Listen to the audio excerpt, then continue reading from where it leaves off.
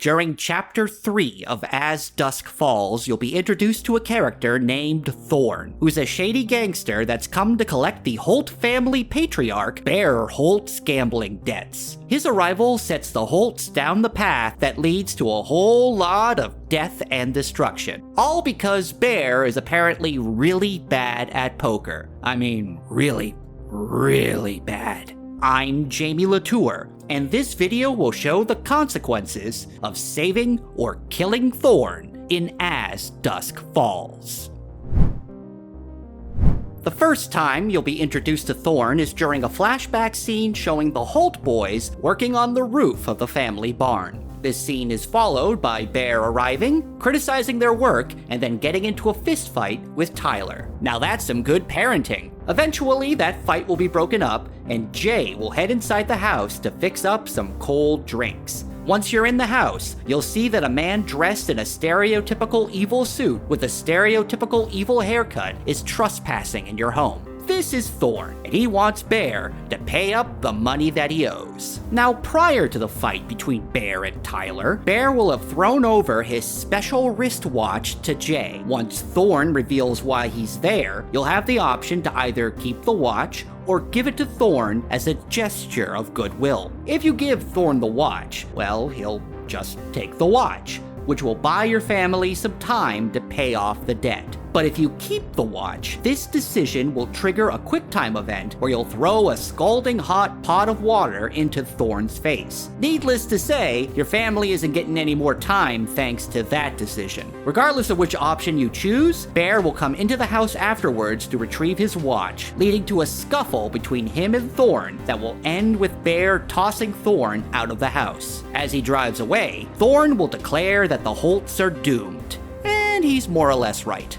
After this flashback finishes, you'll return back to present day inside the Desert Dream motel for a bit. Then, after Sharon discovers the sheriff's black book and a bus crashes into the motel, the scene will switch to another flashback. Bear will wake Jay up in the middle of the night so he can drive him to the hospital. However, during the drive, Bear will force Jay to make a detour to a secluded area in the woods. He'll ask you to help him get something out of the back of the truck, which turns out to be Thorne's body. This guy is a really good dad. You'll then both go under friggin' Pride Rock over here to bury Thorne. After you search his suit for valuables and determine whether or not Jay is the one to bury the body, Bear will tell a sob story about how his pappy traumatized him with extremely messed up violent acts. Aw, like father, like son. Halfway through his own burial, Thorne will suddenly wake up and beg for help. At this point, you'll be given 3 options: obey, refuse, and plead. Of course, the plead option doesn't really do anything other than give you some extra dialogue, so really your options are to either bury or not bury Thorne. If you obey Bear, then Jay will take the shovel and continue to bury Thorne, thus killing him. If you refuse to bury Thorne, then you'll begin a QTE fight with your dear old dad over the shovel. If you lose the fight, then Bear yanks the shovel away and buries Thorne. If you win the fight, then the shovel gets knocked to the ground and Thorne scurries away with his life. So, is it better for Thorne to get away or be buried alive?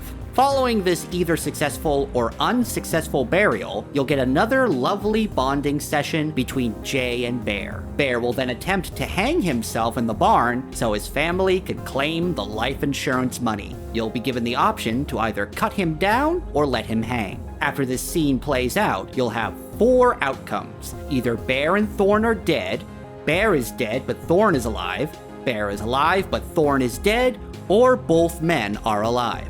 Of course, in Bear's case, when I say alive, I don't mean present, because he spends the remainder of this chapter in the hospital if you cut him down. If Thorne is dead, the Holts will remain in severe financial trouble. If you gave him the watch earlier and he lives, then Thorne will reward Jay's act of mercy by giving the Holts an additional 2 weeks to pay off Bear's gambling debts. If Bear is alive, well, like I said, he's in the hospital, so it really makes no difference. And if he's dead, it's revealed that the life insurance policy doesn't cover suicides. Man, Bear is a very stupid character. Bear's continued existence or non-existence doesn't really seem to alter this scene all that much, as similar dialogue will play after Thorne exits the house. However, regardless of how much time the Holts have to pay off the debt, they will still enact their dumb plan to rob the sheriff.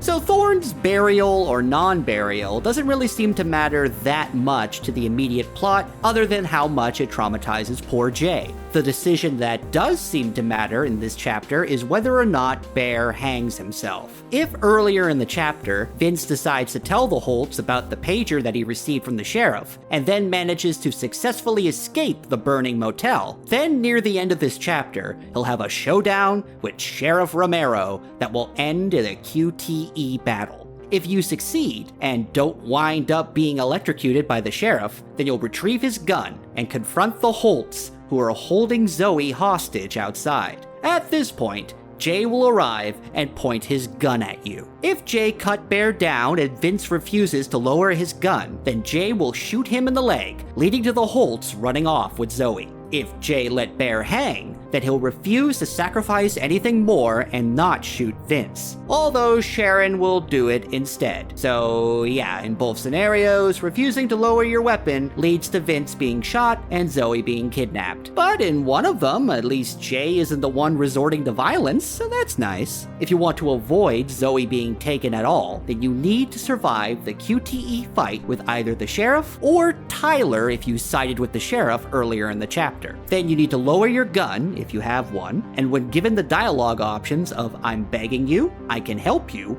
or "I'll kill you," choose "I can help you." Vince will then make a convincing case for him to be taken hostage instead of Zoe.